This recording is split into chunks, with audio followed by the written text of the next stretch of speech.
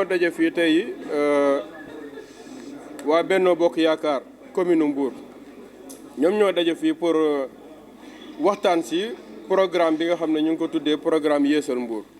ci tubaab bi ñu koy wax programme de modernisation de Mbour. parce que Mbour dañoo jàpp ne amateurisme dafa war a jóge ci Mbour dañoo jàpp ne Mbour dëkk la boo xam ne nii màgg na mag goo xam ne toll na ci niveau boo xam ne ak li mu représenté ak ñi ko dëkke ak ñi ñu ko bàyyeel kilifa yi nga xam ne ñoo fi jaar yëpp séjour na fi am lu bëri lu ñu fi jaar defe naa ne loolu yëpp moo tax ñun ñu taxaw ñun ñëpp ñu xoolante ci seetu ñu ne Mbour gérer ko par un amateurisme gestion au jour le jour dafa war a dañ moo tax campagne bi commencé gul élection yi ñëwagul waaye ñun fi mu nekk nii waa coalition Benno Bokk Yaakaar ñu ngi commencé di réfléchir ci bu ñu yàlla defee ci bopp mairie bi fan lañ war a jëmale Mbour ci 5 ans yi di ñëw. pour que bu ñu ñëwee ba toog après le 23 janvier 2022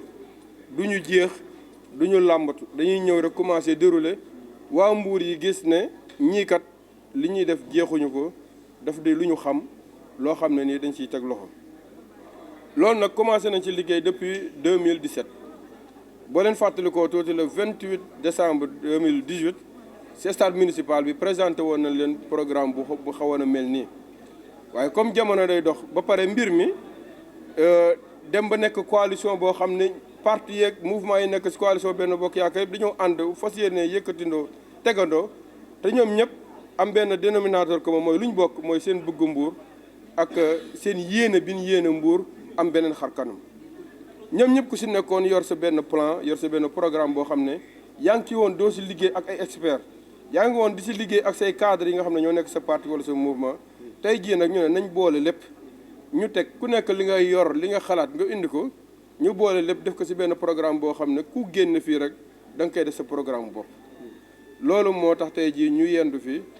présenter ku nekk sa vision ñu fusionner vision yooyu ku nekk présenter li nga xam ne moom nga yéene Mbour ñu xool li ci gën a baax ñu boole ko ñu dajale ko def ko benn programme mu nekk programme coalition Benno Bokk Yaakaaru commune Mbour bi nga xam ne bu ñu yàlla dimbalee ci élection yi incha allah ci 5 ans yi di ñëw moom la ñuy dérouler bu ko defee duñ jeex duñu làmbatu dañuy xam fi ñu jëm parce que dina fekk ñu xam soxlay population yi ku nekk indi ci sa xam-xam ku nekk indi ci sa man-man ku nekk indi ci sa doole bu ko defee balaa 3 ans rek ku gëj Mbour doo ko xàmmee loolu moo taxoon tey jii ñu nekk fi may gërëm nag vraiment les responsables coalition bi yëpp. di nga gis séminaire ñu ubbi rek pause café ñëpp ñibbi waaye tey bi ñu commencé depuis 9h ba tey kenn bougé wul tous les responsables dañoo yendu fi ak ñun ku nekk di indi sa xam-xam sa man-man ku nekk loo xalaat ci lu baax pour Mbour indi nga ko pour ñu am benn programme boo xam ne dina permettre ñu yeesal Mbour si nu mu gën a gaaw parce que Mbour nag Mbour dëkk bu yàlla teral la nit nag bu la yàlla teralee da ngay teral sa bopp dëkk bi ko yàlla jëkkee teral mooy bi mu ko boolee defal ko benn position géographique bi mu ko defal ko côte def ko à 20 minutes de l'aéroport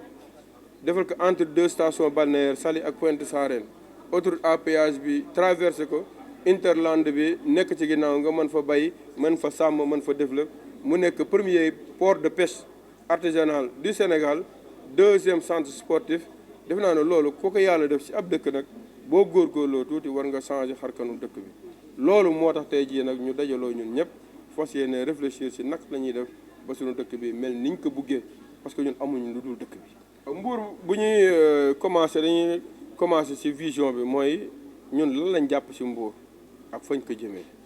ñu jàpp ne Mbour dëkk la boo xam ne dëkk boo xam ne ethnie yeeg religion yëpp dañ fay daje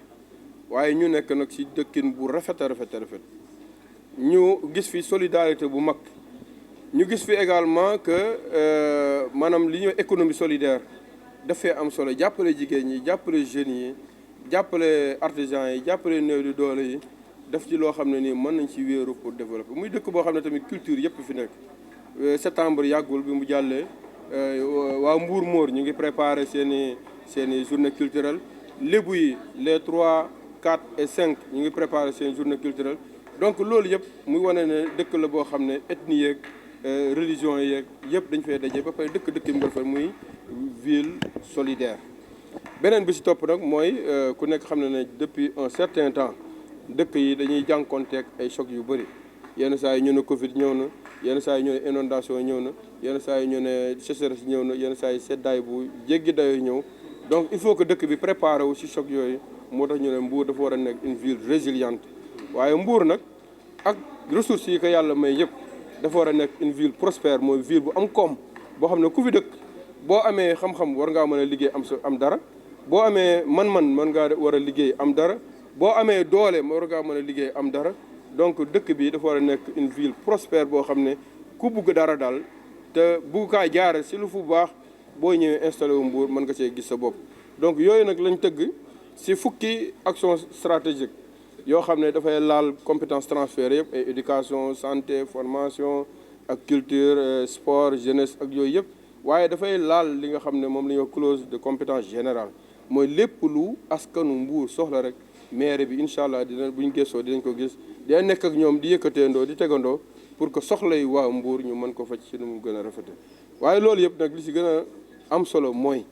amul benn action si 100 actions prioritaires yi boo xam ne teg nañ ko rek te peesewuñu ko ba xam ne lii maire bi war na koo mën a réaliser ñu doog ko si dugal parce que nag maanaam dugal ay action yoo xam ne da lay leer ne lii mënuloo ci dara loolu naxaate lay nuroo te ñun fas yéene wu ñoo nax suñu bopp fas yéene wu ñoo nax également population Mbour bi dañoo bëgg dans quelques années ku gëj Mbour boo ñëwee doo ko xàmmee te loolu xam nañ yoon wi experts yi nga xam ne ñoo nekk ci parti ak mouvement yi composé Benno Bokk Yaakaar ku nekk indi nga sa xalaat ku nekk indi nga ci li nga xam pour que ñu teg ko ci benn programme pour yeesal suñu dëkk bi nga xam ne nag ku làmb di nga daj ku xool di nga gis ne na mu waroon a mel en tout cas melu ko. bon ñun nag comme ni may wax rek dafa am question yoo xam ne depuis le début dañoo décidé ne duñu xuloo duñu werante duñu ŋaayoo li nga xam ne moom la ñuy def rek mooy naka la ñuy xalaate ñun ñëpp pour xool ca kanam parce que nag defe naa ne lii jàll na ci kanam moo am solo ci kanam mooy dans 5 ans dañoo bëgg ku dugg ci clando dañoo bëgg dans 5 ans ku dugg ci oto clando taxi